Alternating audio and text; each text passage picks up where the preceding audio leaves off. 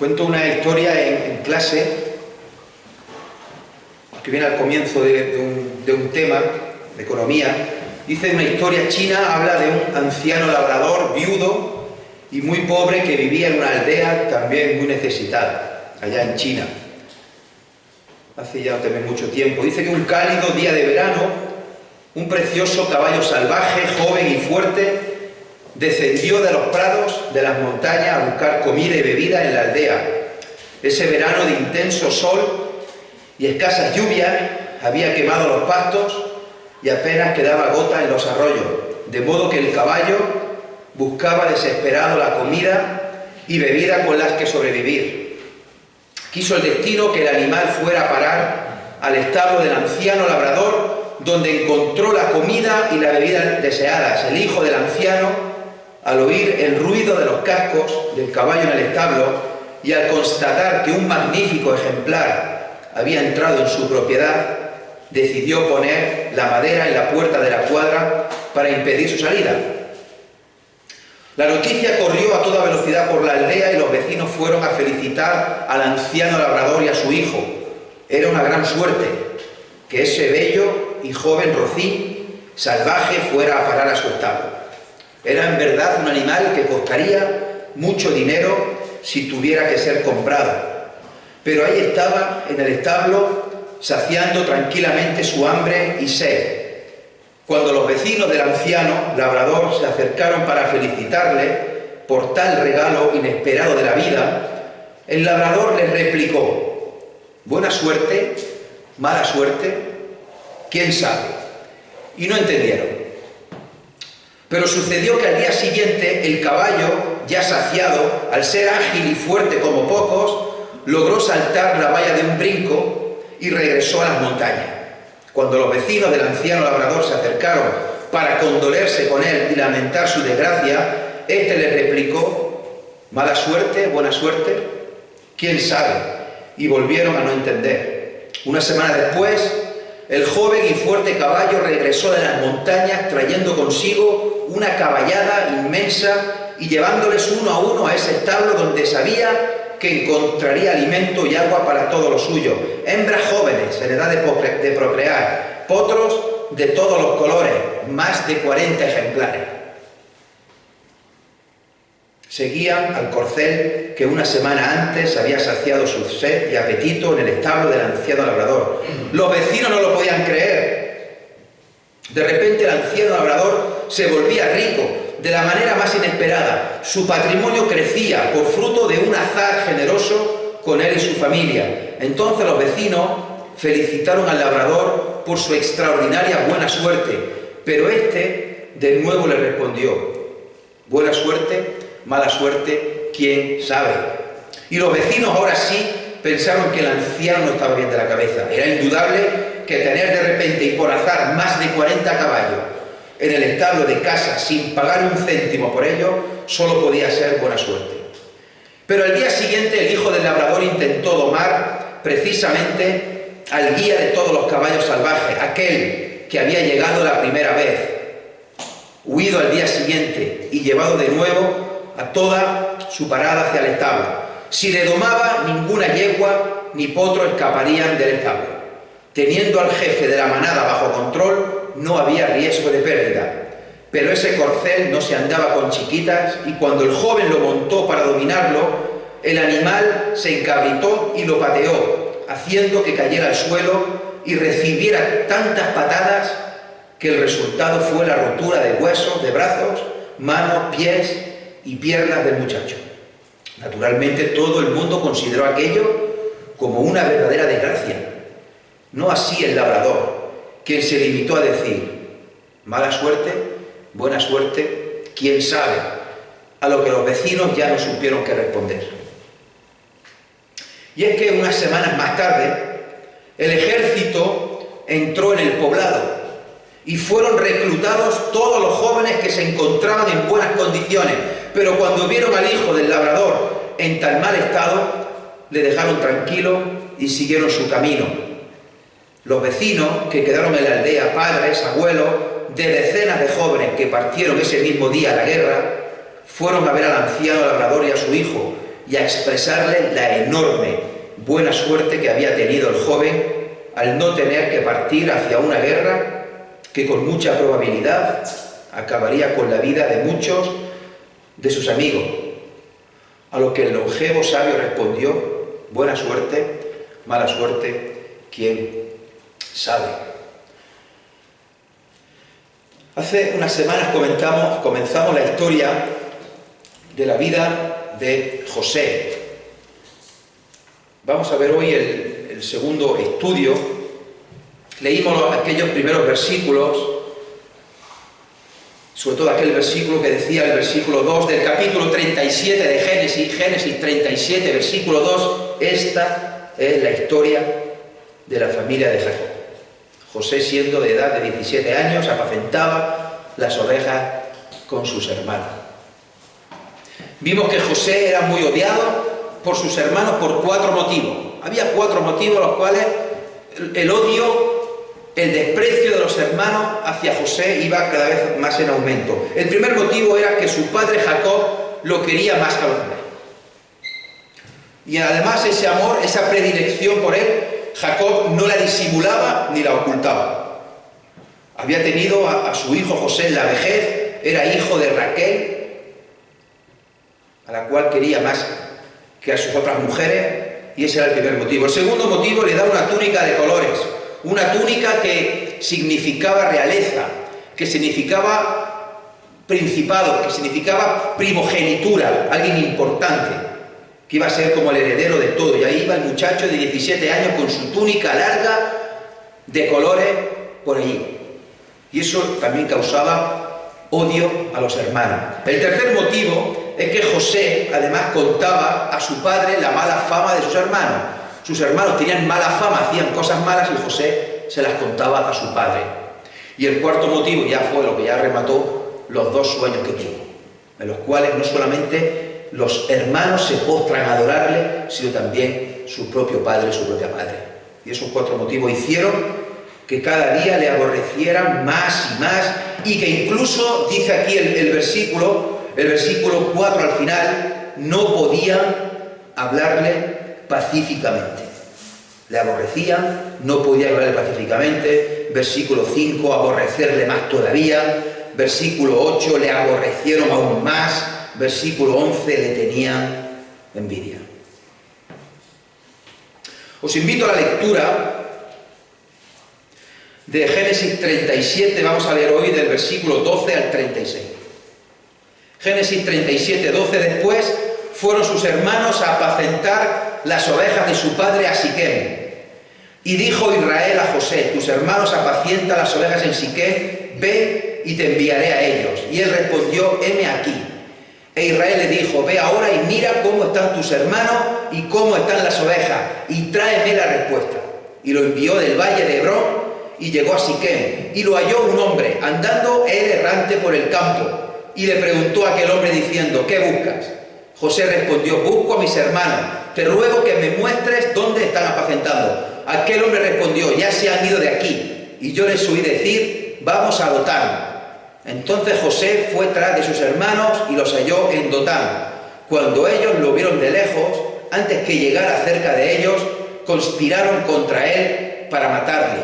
Y dijeron el uno al otro: he aquí viene el soñador. Ahora pues, venid y matémosle, y echémosle en una cisterna, y diremos: alguna mala bestia lo devoró, y veremos qué será de su sueño. Cuando Rubén oyó esto, lo libró de sus manos y dijo: no lo matemos. Y les dijo Rubén: no derraméis sangre, echadlo en esta cisterna que está en el desierto, y no pongáis mano en él, por librarlo así de sus manos, para hacerlo volver a su padre. Sucedió pues que cuando llegó José a sus hermanos, ellos quitaron a José su túnica, la túnica de colores que tenía sobre sí, y le tomaron y le echaron en la cisterna. Pero la cisterna estaba vacía, no había en ella agua.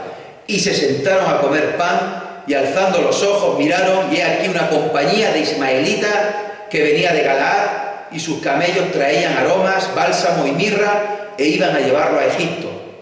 Entonces Judá dijo a sus hermanos: ¿qué provecho hay en que matemos a nuestro hermano y encubramos su muerte? Venid y vendámosle a los ismaelitas, y no sea nuestra mano sobre él, porque él es nuestro hermano. nuestra propia carne. Y sus hermanos convinieron con él. Y cuando pasaban los madianitas mercaderes, sacaron ellos a José de la cisterna y le trajeron arriba y le vendieron a los ismaelitas por 20 piezas de plata. Y llevaron a José a Egipto. Después Rubén volvió a la cisterna y no halló a José dentro, y rasgó su vestido. Y volvió a sus hermanos y dijo: el joven no parece, y yo, ¿dónde iré yo? Entonces tomaron ellos la túnica de José y degollaron un cabrito de las cabras y tiñeron la túnica con la sangre, y enviaron la túnica de colores y la trajeron a su padre. Y dijeron: esto hemos hallado, reconoce ahora si es la túnica de tu hijo o no. Y él la reconoció y dijo: la túnica de mi hijo es. Alguna mala bestia lo devoró. José ha sido despedazado. Entonces Jacob rasgó su vestido, puso cilicio sobre sus lomos y guardó luto por su hijo muchos días. Y se levantaron todos sus hijos y todas sus hijas para consolarlo. Mas él no quiso recibir consuelo y dijo: descenderé enlutado a mi hijo hasta el Seol. Y lo lloró su padre. Y los madianitas lo vendieron en Egipto a Potifar, oficial de Faraón, capitán de la guardia. Vaya pasaje, ¿verdad? Lo hemos leído muchas veces, lo conocemos, nos lo han recitado en la escuela dominical muchísimas veces, pero todavía nos sigue impactando. Vemos en los primeros versículos que Jacob manda a su hijo que vaya desde Hebrón hasta Siquem a ver dónde están sus hermanos. Hay 80 kilómetros de distancia. 80 kilómetros. Y tiene que ir a ver si están cuidando el ganado, si está todo bien, si hay algún problema, tiene que ir y luego tiene que volver a contarle la respuesta. Hacer 80 kilómetros en aquella época no es como hacerlos ahora. Ahora cogemos el coche, las buenas carreteras y hacemos esa distancia en menos de una hora. Si es autovía, es muy poco tiempo. Si es nacional, pues sí, una hora. Más o menos como desde aquí a Martos. De aquí a Martos hay 72 kilómetros, 73 kilómetros. Como desde aquí a Cazorla, más o menos, aproximadamente. Hacemos esa distancia en una hora. 45 minutos, 50 minutos en coche. Pero antiguamente no. O ibas montado en algún animal o andando. José fue andando. Porque dice el versículo 15 que lo halló un hombre andando él errante por el campo. O sea, 80 kilómetros andando no se puede hacer en un día. Vamos a ponerlo, se hacen en dos. 40 kilómetros un día, duerme, pasa la noche, 40 kilómetros otro día. Un muchacho de 17 años, con una túnica de colores, en mitad del campo, en mitad del desierto, andando solo, con peligro de salteadores, de animales, enviado por su padre para ver si sus hermanos están o no en el lugar, si están o no apacentando, cómo está aquello, que le dé un informe. ¿Hemos leído alguna pega de José? Hemos leído que le dice José a su padre: pero ¿cómo voy a ir solo hasta allí? Eso es peligroso. Es muy largo, 80 kilómetros. 80 kilómetros andando. No. Versículo 13. Heme aquí. Heme aquí. Si mi padre me manda 80 kilómetros andando por el desierto con mi preciosa túnica de colores, solo para ver cómo van unos hermanos que no me quieren, que me aborrecen, que no me pueden hablar pacíficamente, que me odian, si luego tengo que hacer 80 kilómetros de vuelta, los hago sin problema, porque me lo ha dicho mi padre: heme aquí. Así que se despide de su padre, sin saber ninguno de los dos que no iban a volver a verse en un montón de años, y que incluso su padre lo iba a dar por muerto. José recorre los 80 kilómetros y llega hasta Siquem, donde se supone que tienen que estar los hermanos. Pero allí no están. Empezamos mal. Mi padre manda de Hebrón a Siquem. Tienen que estar allí, y allí no están. El informe ya empieza mal. No están en Siquem. ¿Ahora qué hago? ¿Me vuelvo? No puedo coger un WhatsApp y mandarle un mensaje. Papá, aquí no están. ¿Qué hago?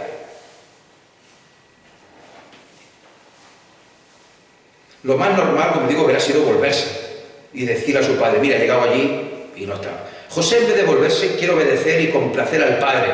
Y se encuentra con un hombre por allí que le dice, ¿qué buscas? Y este contesta, José contesta, busco a mis hermanos. Te ruego que me muestres dónde están apacentando. Y este le dice que sí, que los ha visto, pero que se han ido de allí y que están en Dotán. Dotán, de Siquem, 25 kilómetros más hacia el norte. Pues venga, vamos a Dotán. Y José hace otros 25 kilómetros. Y mirad la reacción tremenda de los hermanos. Esto es tremendo, hermano. Es tremendo. Pueden pasar mucho tiempo, lo hemos leído, este pasaje, y a mí se me sigue poniendo todavía el vello de punta cuando veo esto. Los hermanos, cuando lo ven de lejos, con su flamante capa de colores, cuando alguno lo vio desde la distancia, cuando alguno vería un punto de colorido que se está acercando, y cuando por fin lo reconocen, no dicen, mirad que viene nuestro hermano, vamos a prepararle algo de comer, algo de beber, que vendrá cansado. Si viene desde Hebrón, pues ha pegado más de 100 kilómetros andando. ¡Qué alegría que estemos aquí todos juntos! ¡Qué alegría verte, José! ¿Cómo sabías que estábamos aquí? ¿Quién te lo ha dicho? Sí, es verdad, estamos en Siquem, pero hemos decidido venir a Dotán porque hay mejores pastos para el ganado. Hemos venido aquí. ¿Cómo está nuestro padre Jacob? Te manda él aquí, ¿verdad? ¿Te vas a quedar muchos días con nosotros? ¿O tienes que irte de vuelta? Porque vaya caminata que te has pegado. No. Lo que dice, con sumo desprecio, versículo 19. Se dijeron el uno al otro, he aquí viene el soñador. No sé si lo he dicho con el mayor, si me permitís la expresión, no sé si lo he dicho con el mayor asco y el mayor desprecio posible. Lo voy a intentar otra vez. He aquí viene el soñador. Y lo que antes podía ser envidia o desprecio sin ir a más, ahora se convierte en odio profundo y en ganas de matarlo, en ganas de matar a su hermano, un muchacho de 17 años. Conforme se iba acercando, ellos planeaban matarlo. Es tremendo el odio que le tenían, no lo podían ni ver. Un odio fortísimo, no se trata de una ira o un odio impulsivo, ya estaba premeditado, ya estaba pensado, ya estaba planeado, es que querían matarlo.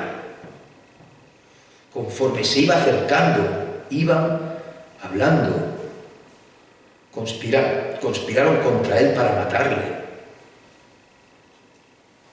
Matémosle, dice el versículo 20, matémosle y echémosle en una cisterna. Matémosle y echémosle en una cisterna. Diremos que alguna bestia lo devoró y veremos qué será de su sueño. Eso que decía, que tenemos que postrarnos delante de él y adorarle. Tremendo. Hermanos, no hay palabras para definir ni explicar esta actitud. El hermano mayor, Rubén, el primogénito, plantea otra opción. Dice, no derraméis sangre, echadlo en esta cisterna que está en el desierto y no pongáis mano en él, con la esperanza de luego venir y sacarlo él del pozo y llevarlo a su casa, como si no hubiera pasado nada. Judá, posteriormente, en el versículo 26, plantea otra opción. ¿Qué provecho hay que matemos a nuestro hermano y encubramos su muerte? Venid y vendámosle a los ismaelitas y no sea nuestra mano sobre él, porque él es nuestro hermano, nuestra propia carne. Así que van planeando tres cosas, planean tres cosas. El plan A, matarlo. El plan B, el de Rubén, meterlo en la cisterna, en el pozo y después sacarlo. Y el plan C, el de Judá, venderlo a los que pasaban por allí, a los ismaelitas que iban rumbo a Egipto, y venderlo como esclavo. El caso es que los hermanos van maquinando un plan u otro, matarlo, venderlo, tirarlo en el pozo. Versículos 23 y 24. Sucedió pues que cuando llegó José a sus hermanos, anda, ¿qué fue lo primero que hicieron? Ellos quitaron a José su túnica, la túnica de colores que tenía sobre sí. Le tomaron y lo echaron en la cisterna, en un pozo. Pero la cisterna estaba vacía, no había en ella agua. Lo primero es quitar la túnica de manera violenta. Luego arrojarlo a una cisterna, a un pozo vacío. No sabemos, no indica el texto el grado de violencia que utilizaron con el muchacho. No sabemos a la ciencia cierta si le pegaron, si le maltrataron. Yo estoy seguro que sí. Recordemos lo que hemos leído. Le aborrecían, no podía hablar pacíficamente, le aborrecían más todavía, le aborrecían aún más, le tiran envidia, estaban conspirando, aquí viene el soñador, vamos a matarle, vamos a hacer esto. No se me va a ocurrir tampoco decir lo que algunos autores creen o suponen al respecto, pero viendo el contexto, ese grado de aborrecimiento, de odio, de no poder hablarle pacíficamente, algún golpe, algún puñetazo seguro que se llevó. Y estoy seguro que él preguntaba a sus hermanos, ¿por qué me hacéis esto? ¿Qué os he hecho yo? ¿Por qué me quitáis la túnica? ¿Cuándo me vais a sacar del pozo? Quizá llorando y suplicando que lo sacaran de allí. Al fin y al cabo era un muchacho de 17 años y sus hermanos mayores le estaban tratando mal y le habían arrojado a una cisterna, a un pozo. Si hemos visto la crueldad de estos hermanos, si nos sigue llamando la atención el grado de crueldad, es que no termina ahí. Mirad el versículo 25. Y se sentaron a comer pan. Los hermanos como si nada. Se sientan a comer pan. Mientras decidimos si nuestro hermano, al cual hemos tirado a un pozo, al cual está allí llorando, al cual hemos pegado, le hemos golpeado, estamos planeando si lo vamos a matar o no, si lo vamos a vender como esclavo o no. Y se sentaron a comer pan. ¿Cómo se puede comer y estar sentado tranquilo en un momento así?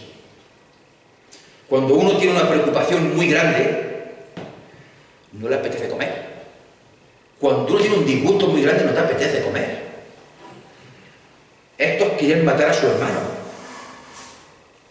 Y se paran a comer, se sientan a comer como si nada. Y el pozo al lado, con el hermano tirado allí. Salvando las distancias, son muchas distancias, me recordaba la escena de Elías en el Monte Carmelo, cuando después de haber asesinado, haber degollado, haber ajusticiado a los profetas de Baal en el arroyo de Gisón, Elías le dice al rey Acab: sube, come y bebe. Y dice el pasaje a continuación: y Acab fue y comió y bebió. Y yo me acuerdo que nos preguntábamos entonces, ¿cómo puede una persona, un rey que ha visto que han degollado a cientos de personas, cómo puede irse y comer y ver tan tranquilo? ¿Cómo puede uno sentarse ahora aquí después de hacerle eso a su hermano y echarlo en un pozo? Mientras comían tranquilamente, dice también el resto del versículo 25, que alzando los ojos miraron, y hay aquí una compañía de ismaelitas que venía de Galaad, y sus camellos traen aromas, bálsamo y mirra, e iban a llevarlo a Egipto.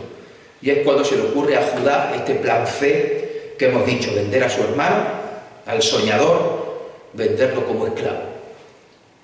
Curiosa paradoja, no nos vamos a detener mucho, un descendiente de Abraham, de Isaac, siendo esclavo por los hijos del esclavo.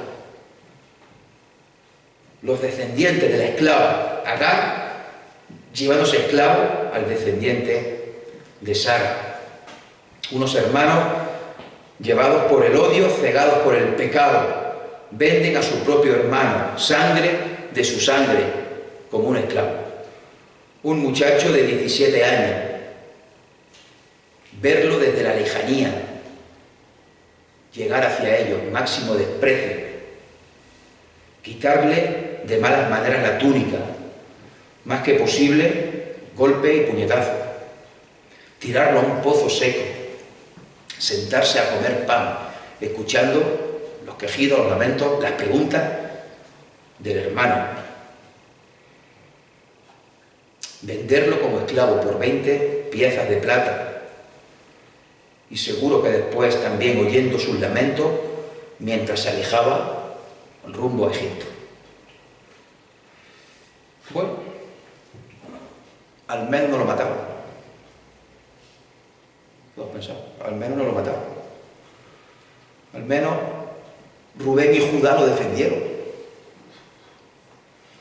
Todos los hermanos allí presentes fueron culpables de lo que hicieron. Versículo 31, tomaron ellos la túnica de José, degollaron un cabrito de las cabras, tiñeron la túnica con su sangre, se la llevaron al padre. Menudo disgusto se llevó Jacob, el hijo que más quería, el hijo que había tenido en la vejez, el hijo de Raquel, su mujer más amada, que había sido despedazado por algún animal, por mi culpa, porque yo lo mandé que fuera solo por esos caminos tan peligrosos, lo mató una bestia. Entonces Jacob rasgó sus vestidos, versículo 34, puso cilicio sobre sus lomos, guardó luto por su hijo muchos días. Todos sus hijos y sus hijas se levantaron para consolarlo, mas él no quiso recibir consuelo y dijo: descenderé enlutado a mi hijo hasta el Seol. Y lo lloró su padre. Jacob, que en su momento, Jacob, que muchos años atrás había engañado a su padre, ¿os acordáis? Ahora sus hijos lo engañaban a él.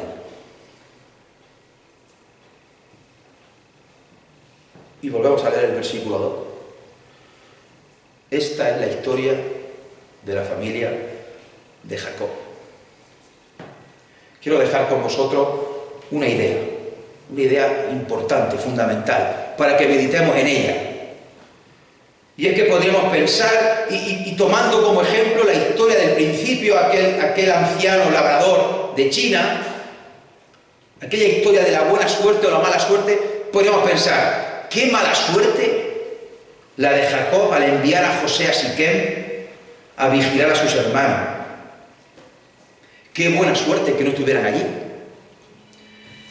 Qué mala suerte encontrarse con un hombre, mira qué grande el campo, mira qué grande aquello, y tienen que encontrarse con un hombre y le dice: ¿a dónde vas? ¿O qué buscas?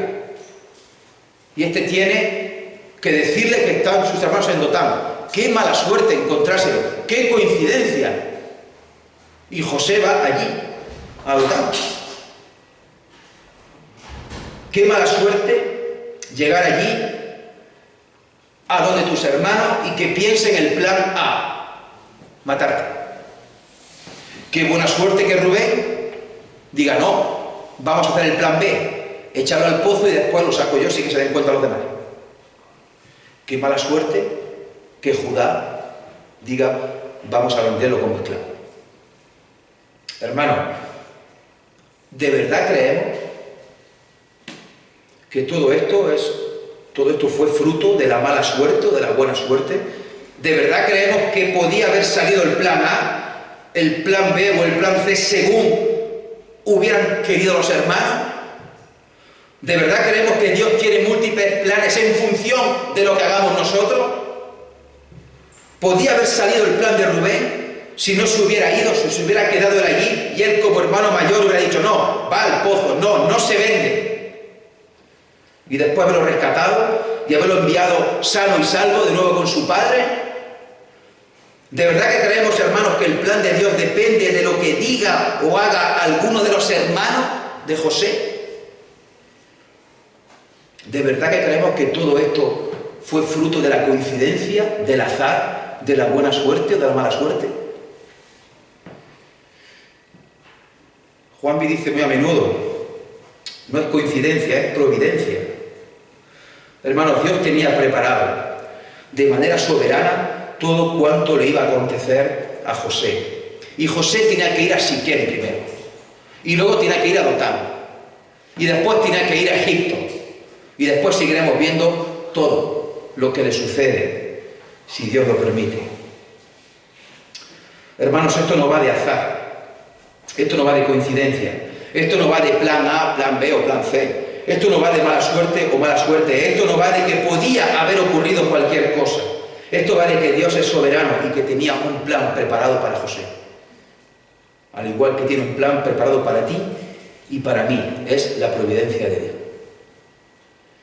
Para terminar, y citando también un pasaje de Santiago que Juanvi la semana pasada nos compartió. Dice, vamos ahora. Los que decís, hoy o mañana iremos a tal ciudad y viviremos, y traficaremos allí, y ganaremos, tendremos beneficio. Cuando no sabéis lo que será mañana. ¿Qué es vuestra vida? ¿Qué es nuestra vida, hermanos? Ciertamente es como neblina que aparece y al poco desaparece. En lugar de eso, ¿qué deberíamos decir? Si el Señor quiere, viviremos y haremos esto o aquello, si el Señor quiere. A Él sea la gloria. Amén.